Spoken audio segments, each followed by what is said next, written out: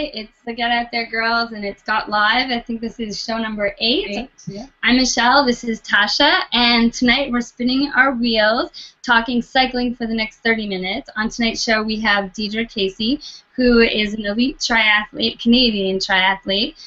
She's been racing competitively since 2005 and actively participating in the sport since the 80s.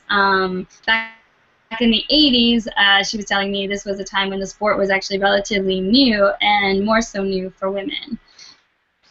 So Deirdre's been having an excellent season so far. She's won all of her races this summer. And on top of being an amazing athlete, she shares her joy for being active by teaching indoor cycling, doing pilates, as well as coaching. So welcome, Deirdre. Welcome. Thank you.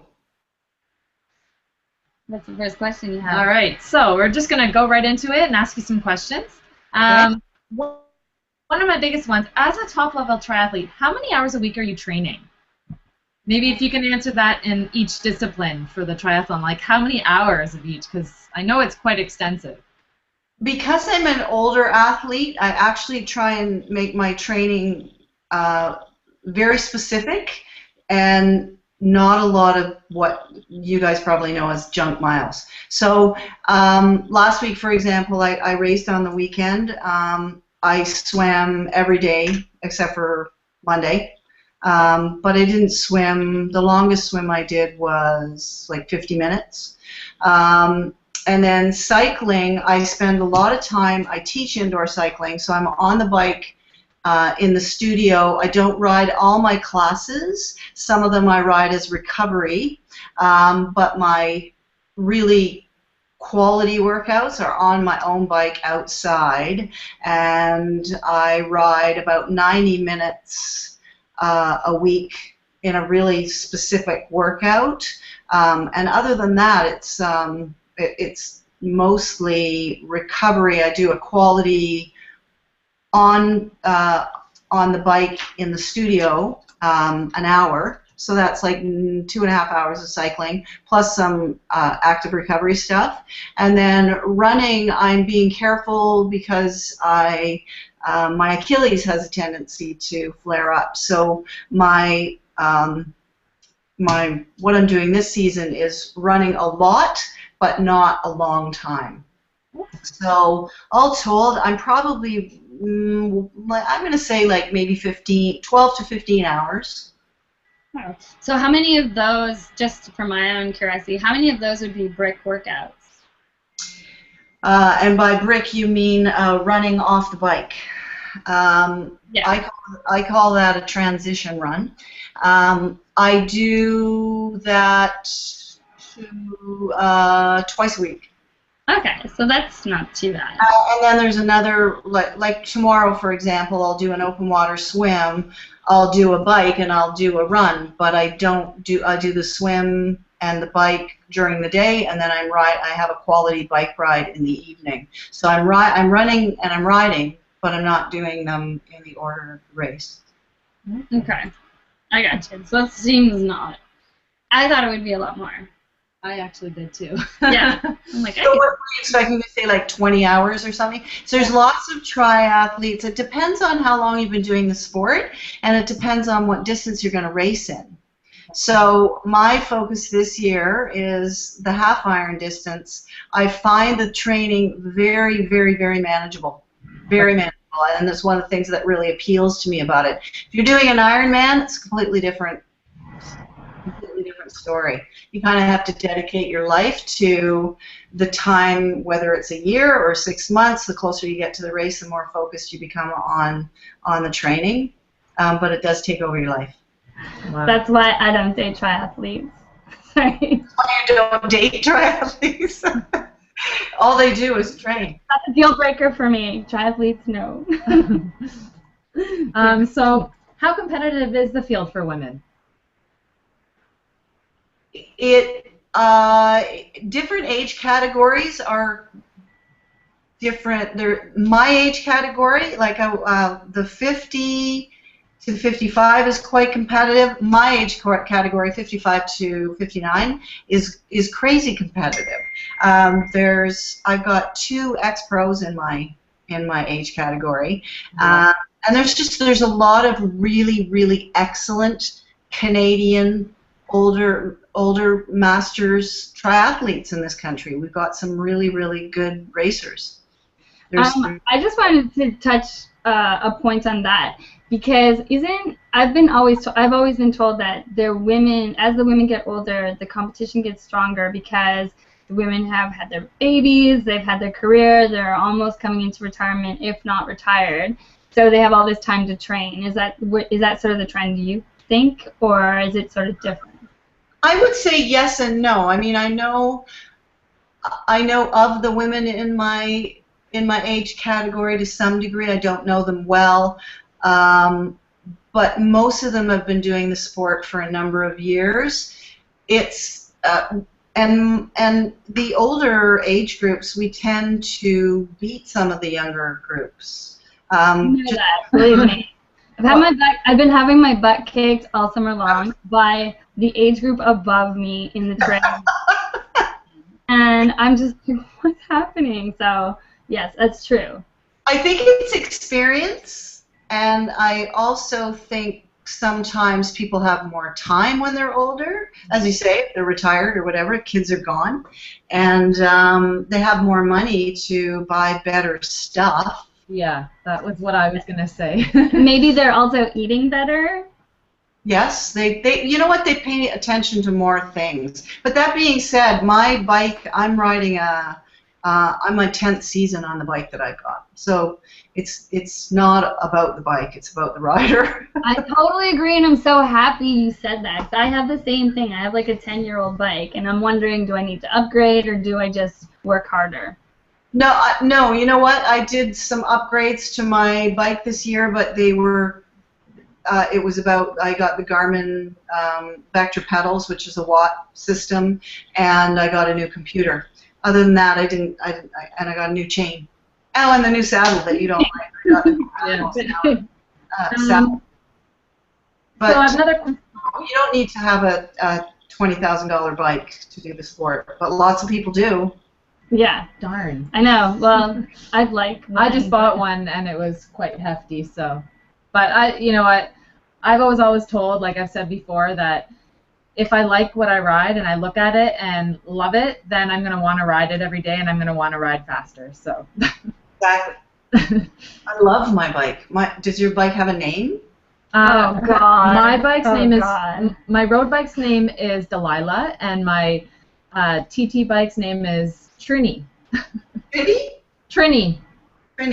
All of my girlfriends have named their bikes, and I just think it's so weird, but that's not me. I don't name my running shoes. Why would I name my bike? But anyway, let's move on. My next question for you. So in 2008, you won Muskoka Triathlon. I did. Congratulations. Congratulations. Let's go, ladies. What are some tips you can offer people who will be racing it? Yeah, because it's coming up soon, right? It is. It's a tough course, very tough course. Maybe they don't want to hear that, but so for it. One of the things about it, whatever race you're doing, it's a good idea to know the course. If you have the luxury of living close enough that you can actually go and ride parts of it or all of it, that's awesome. If you can't do that, I highly advise people to get there early enough that they can go drive the course before doing the race. So make sure that you know where your bike is in transition, where the exits are from the swim, or to go to the bike, where you're going to go when you run. Landmark your bike in some way so that you don't lose it and you're wandering around in transition. But when you're going into a race like that, you need to be really well organized. If you've got to be there ahead of time because you've got to put your bike in transition the day before. So you should know where you're having dinner. You should have your food for breakfast. You should have all your own nutrition and stuff that you bring with you that you bought because you know that you can get it at your local running room or or Sporting Life or whatever, you don't want to get to the race site and all the strawberry banana power gel is sold out, and that's the only thing that you can deal with. With things like nutrition, it's like the fourth sport in triathlon.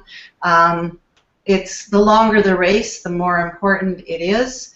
It's very important in a half iron distance, and you should be really organized about all your stuff. Take every conceivable piece of equipment that you think you might need, even if you know you're not going to need it. Meaning that it might snow in Muskoka in September. You don't know that it won't. You just never know with the weather, and so you take stuff for rain, you take stuff to be warm. Especially this summer, it's been so weird. Yeah. And have a plan. You've got to know. You should have some idea of how long you're going to be in the water, how long you're going to be out on the bike, so that you can tell your support people, well, I think that they're not going to be standing on the course watching 3,000 people go by that they don't know. They want to see you, so you want to give them some kind of window of when they should be at whatever spots that you decided is a good place to be there and wave. So you should be able to say, I expect to be out on the bike for 3 hours, and if you get back out on the course, so that you see your support people, because that's invaluable as a racer. It's easier on the run, it's easier to spot people, but on the bike it can be tough. So basically what you're saying is I couldn't show up at this event and just wing it. Mm-hmm. You know what? There's lots of people that do that, and it depends on how good an athlete you are. I know that my girlfriend, Heather Gardner, has been training for Muskoka, and so if you follow her on Instagram or Twitter at Run Soul Cycle, you can live vicariously through her, and you can see the course. She takes tons of pictures, and she's been training really great. So she goes up every single weekend and either does a ride or a run or a swim or all three. So if you don't want to go up, follow her, and you can see it. You don't have to actually do it. You can just watch somebody do it. Exactly, yeah. So, okay, so I'm moving along. I wanted to talk about, so you're I mistakenly called you a spin instructor. You are not a spin instructor. You are an indoor cycling instructor. So I wanted to know, what is the difference between a spin class that we traditionally know as a spin class and what you teach? Spinning is a proprietary brand name. So technically, legally, you're not allowed to call your indoor cycling class a spinning class unless you're riding a, I believe it's Star Trek bike, without getting into the whole thing. So it was Schwinn and Johnny G who developed the spinning program together, and then they essentially, for lack of a better description, divorced, and one took the bike and the other one took the name spinning. So from that point forward, spinning is still called spinning all over the place, and people will use, it's kind of like Kleenex. But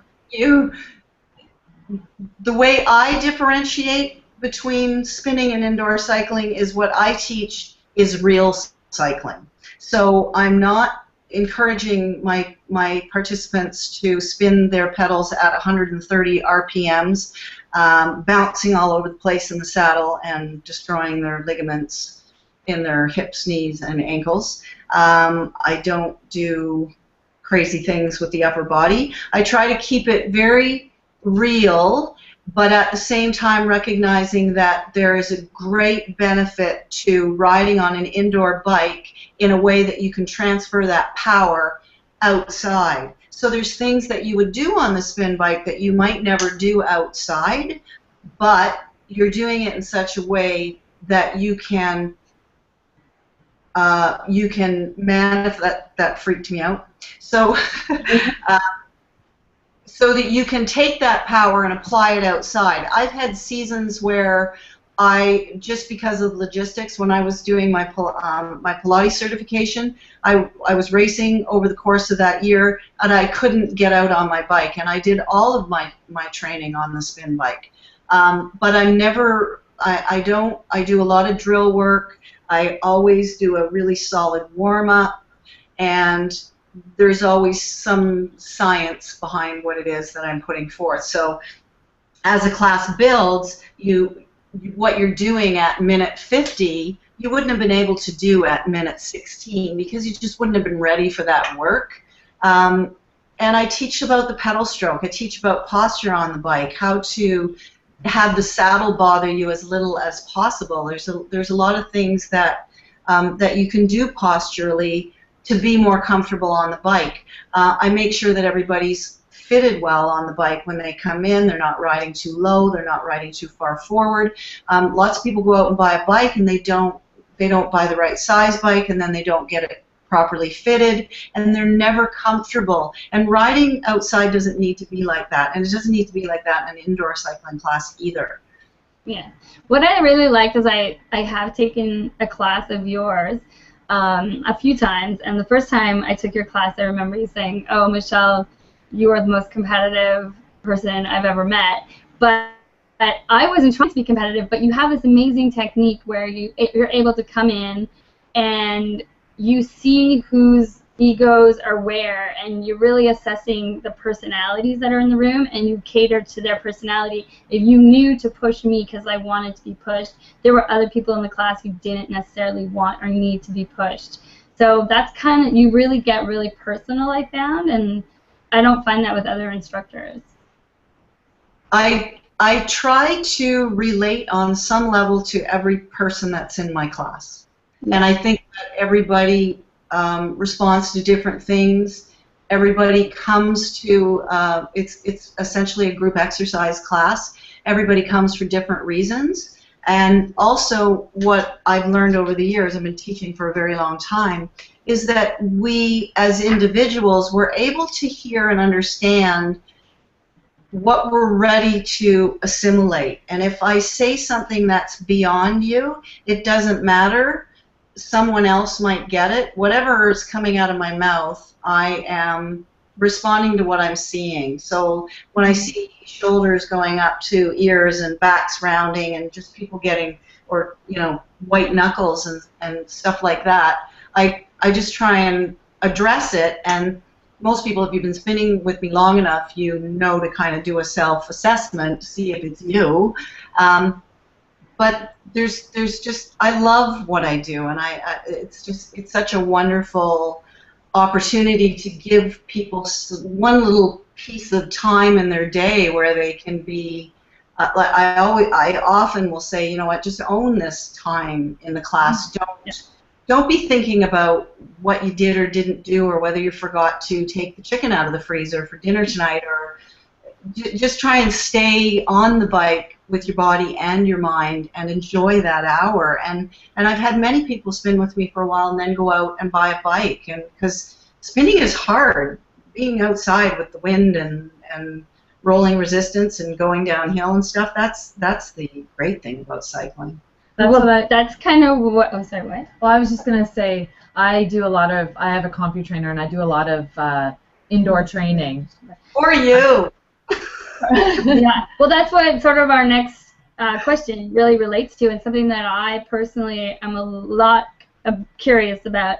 I've been spending some time with some triathletes this summer riding, and they've all been saying. One girl I was riding with. The ride we did 2 weeks ago was the very first time she hit pavement this summer. Another guide said he never does any training outside unless he wants to be social. He does all of his quality training indoors.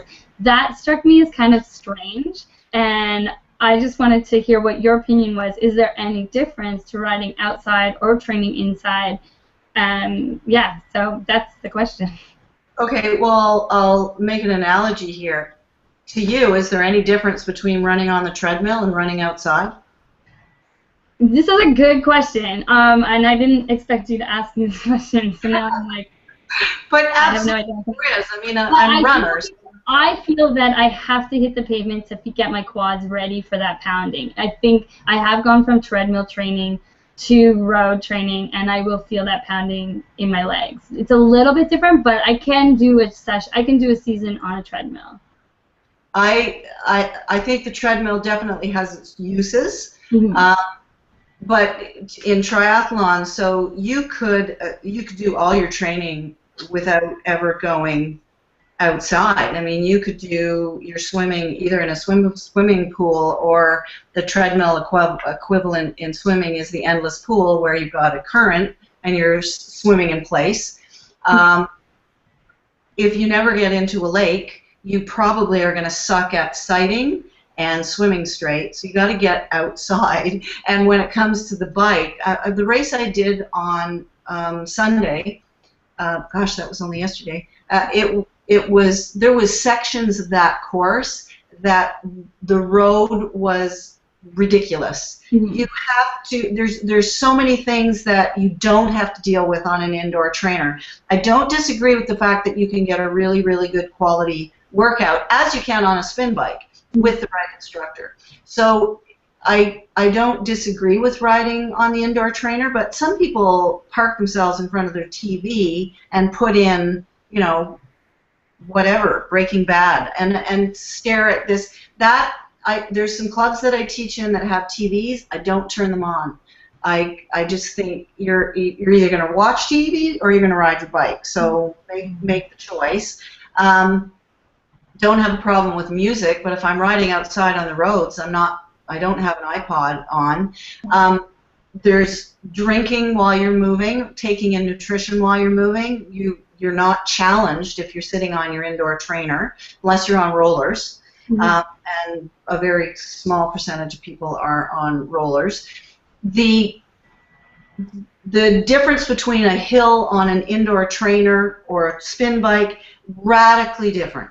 It's exactly the same as a treadmill. Like, you can never simulate incline on a treadmill without getting injured. And you can't go downhill at all. Yeah, you can't. There's not a real hill, and there's no descents. Mm-hmm. You don't have to deal with wind. I was coming back on a ride this week, and I kid you not, my bike moved about 18 inches to the right and freaked me right out. It was the draft of a great big huge truck. So there's way too many things that you don't have to deal with that are definitely a part of cycling. You can't tell me that there's crosswinds, there's headwinds, there's very seldom is there a tailwind. Right. At least I agree. Yeah, I just did it. Always at I'm always thinking, which way is the wind, and then I just let it go, because it really doesn't matter.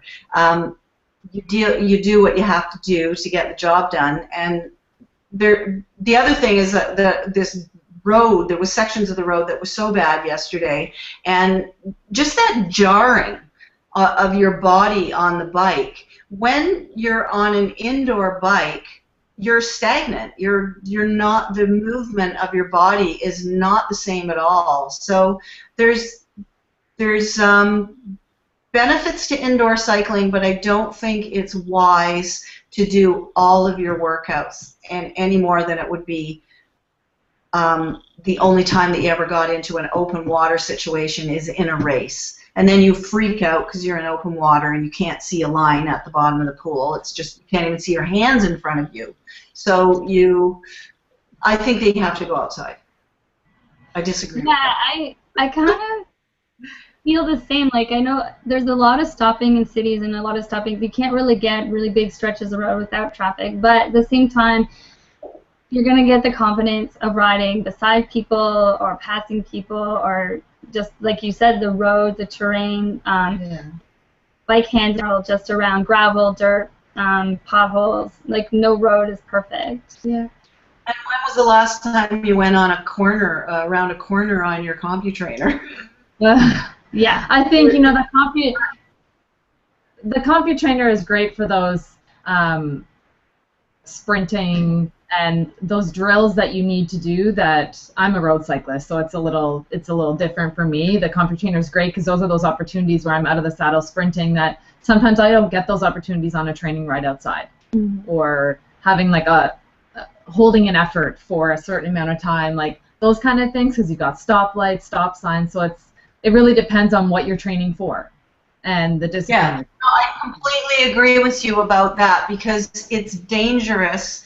Unless, like what I'm doing outside right now, I'm doing basically hill repeats and I've got my circuit, and I hardly see any cars. But I have to tell you that every time I'm out there, there's a part of me that's fearful that, you know, some jackass is going to come out of his driveway and that's going to be the day that he decides not to stop or look or whatever. But, you know, when your number's up, your number's up. But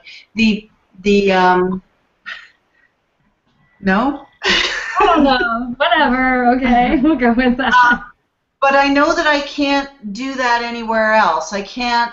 It doesn't matter how much resistance I put on a spin bike, or if I put my indoor trainer and elevate my front wheel, or any of that stuff. I can't get that same, having to move my bike from side to side and go with it and stand up, and my cadence comes all the way down to like 37 or something like that, and it just doesn't work. So I think you got to figure out how to do some. See, I moved out of the city because really I moved out of the city for training, because we would drive north for 30 minutes to ride for however many hours, and that's when I the whole damn day to train. But I love Deirdre. So when is your next race? My next race is September the 7th. It's in Mont Tremblant. World Championships in the 70.3 series, which is what that Muskoka race is. Okay. I have heard of this race. Yes. And I've heard what it's like in Tremblant for this race. Yeah, this is a tough course too. It's not going to be easy. No, there's a short section of about maybe 15 to 18 kilometers that's kind of technical with short, choppy hills.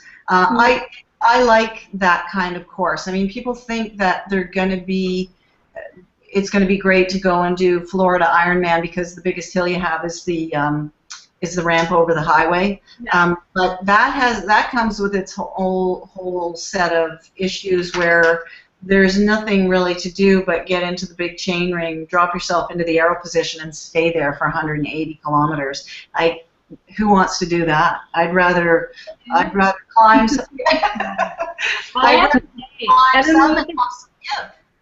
Yeah, I agree with you totally, Deirdre. Like, my least favorite marathon to do was the Chicago Marathon, and everybody said, oh, it's flat as a pancake, it'll be super easy. And that was the one that I had to work the hardest at. I was just pushing and pulling and pushing and pulling, and there was not a moment I enjoyed. No change of muscle groups. Exactly. Very, very hard on the body. Yeah, totally hard on the body. Actually, I ended up tearing a groin that day into the marathon because I was pushing and pulling so much. Whereas on a hilly terrain, you're going up, you're using your glutes, and your glutes aren't shutting off as close to the end. So I agree with you. Well, as I say, to each its own. So yeah.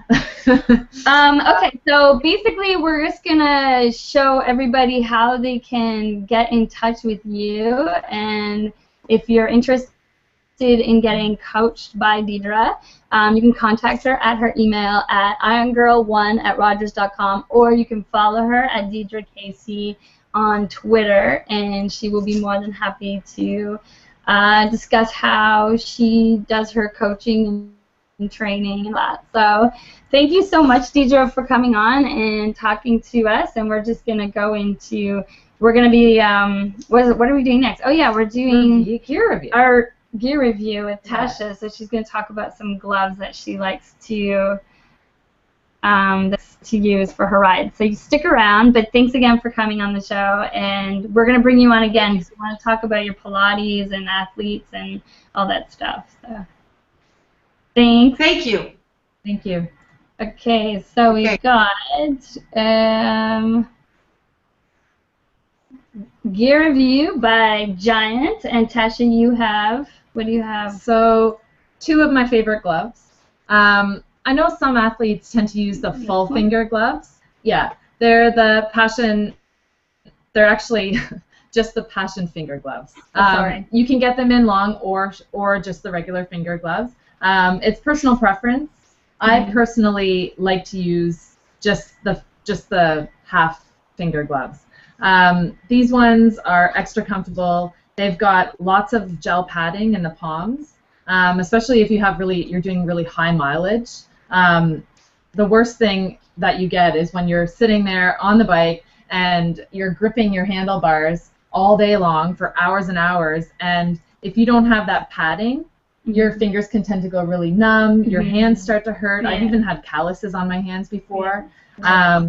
So these also, it dampens the vibration from going over potholes, and if you have really bad gravel and whatnot. Fully breathable, lots of mesh, so they don't get smelly like some other gloves that I have that you're constantly using and sweating in. And it also has Can I just ask is there any? It's just extra stretchy. Oh, okay. If you have larger fingers. Okay. And this part right here, mesh, it's for breathability. Okay. And this part, which is awesome because we all tend to get runny noses or sweaty, it's got this nice large microfiber nose wipe, so you can wipe your nose, your forehead, and it's in that awesome. Order? Yeah. Okay, awesome. So those are these ones. And then the next ones are... Just to back up about these, okay, some people like to use the long finger because if you ever did have a crash, it would alleviate you having so much road rash. And also would save your beautiful nail manicure. Oh yes, and tan lines. I get tan lines at the end of the summer, like right here. Yeah. So, but I prefer this just because if it's hot and you're sweaty, I'd rather have the half finger. Gotcha. But it's personal preference. So then, if we're getting into cooler weather. Yes, I am one of those people that my fingers get ice cold no matter what the temperature. So these are my favorite. There are a lot of people that do cross races use these ones because they're a lot thicker. They have really good grip on the inside. For say you were just to backtrack, another reason why people use the long finger is if you're mountain biking and you're going around a corner and there's a tree, you have to grab onto the tree. The full finger will protect your hands. Gotcha. But anyway, sorry. Moving back to these ones. They are thermal, they are water and wind resistant, so for those colder days, you don't have to worry about your fingertips getting ice cold. It's got silicone grip right here that even protects in the rain, and you can hold onto your handlebars in the rain and it won't slip. And with this thing, I want to talk about this. You want to talk about it? You can talk. No, I just noticed it now. I was like, what? So these gloves have... can we see them in the picture, I wonder? No. Right. They can't see us pointing, but yeah, they're there. The little silver part, it's for touchscreen. So you can use your iPhone or whatever. Your iPhone, you can swipe with it. You can so I can take my selfies on my bike ride. And you don't even have to take the gloves off, so you don't have to risk getting frostbite on your fingers. Excellent. And they've got the long elasticized cuff so that you can fit any wrist. Cinch it down there, and you won't get the wind in. Perfect. So these are my two favorite gloves. There's all kinds of different ones. There's more heavyweight ones. Like I said, for these ones, there's long finger or the short, but it's all personal preference. So cool. My suggestion if you're mountain biking is to use the full finger. And they can buy them at You can buy them. These particular ones you can buy at Giant Toronto, which is on Queen Street. Or any Giant store. Or any Giant store, yes. Across Canada. So, but I love these ones, and I highly recommend any of the Giant gloves. Okay. So, moving along, we are going to our Get Out There Girls tips and tricks, and we have our resident bike maintenance expert, awesome guy, Todd McCall, who is going to be doing our mid-season bike maintenance. So we're almost coming to the end of summer, and we still have loads of cycling season left, thank God. And so this is a great time of year to get your bike checked and think about mid-season bike maintenance. So Todd from 3sports.ca, he's going to share what you need to do to keep your bike in top gear. Is that really what I want to say? Yes, sure. Hi guys, Todd McCall here again from 3sports.ca. I just want to go over a couple things for midsummer bike maintenance. First things first, you want to take a look at your chain as well as maybe in the cogs of the rear derailleur. If you find that your chain is starting to look rather dry and almost like a gunmetal color, you want to consider adding some more lube to it. You want to do this every 200 to 300 kilometers. Also, this cog here in the rear derailleur, it starts to build up with a lot of grease. You want to make sure you clean that off as often as possible. Next thing is, we'll take a look at the brakes of your bike. These brake pads here, they start to wear out. And if you notice those lines are starting to diminish, your brake pads are getting towards the end of their life. Another thing you want to look at is your tire. If your tire is starting to square off, like this particular tire is here, you might want to consider going in and having that tire replaced. As the tire starts to square off, it becomes slower. Also, you can run into some cracking, or you could look at a tire failure. It's pretty rare, but you definitely want to make sure if it's starting to square off that you're getting towards the end of the life. One last thing you might want to take a look at are some of the cables. Some of the cables around your rear derailleur, they can start to crack over time if they sit in the sun a lot. You probably want to take a look at it. It doesn't happen very often again, but after every 3 or 4 years, they will start to crack. So if they ever start to fray down inside here where they attach to the bike, you might want to look at having them replaced as soon as possible. And again, take your bike to a reputable bike store. Have someone take a look at it. They can help you out, and you'll definitely be in good hands and you get the right service. Thanks again. Take care. Thank you, Todd from 3sports.ca. He's my favorite regular on our show. So one last thing before we go. So next week we're going to be talking about the famous Toronto Donut Ride, which is a long-standing tradition from the 70s. This past weekend, I courageously went and joined the donut ride, and I have a picture to show everybody. So this was my first time doing a group ride, and there I am on the left, and on the right I was in the back of the pack. I was actually inside the middle of the pack, not for very long, but for long enough to get some exhilaration from it. So I learned a lot about bike handling with groups, in a group, also what it feels like to get your butt kicked. So you're better than I am. I have yet to try this. Oh man, it was awesome. I had the best day ever. But we're gonna go next week, and we're gonna have Kevin Lehman, who is a vet from this ride. He's gonna come on and talk about it.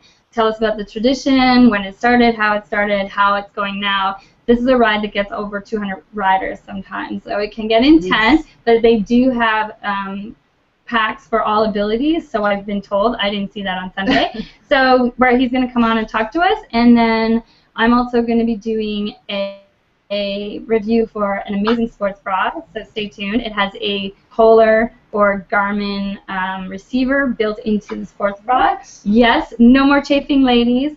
And I think that's it. Yeah. So we'll see you next week, Monday at 8 p.m., and it'll be a really awesome show, and I'm actually going to get, I have tons of video from the donut ride to share with you so you can hear, see, and almost feel what it's like to go Maybe I should do inside the weekend. pack. Yeah, tell her. So, okay, so see you next week. And happy training. Go and do something outside, be safe, and see you next week. I'm Michelle, this is Tasha, and we're the Get Out There Girls for Gotlive.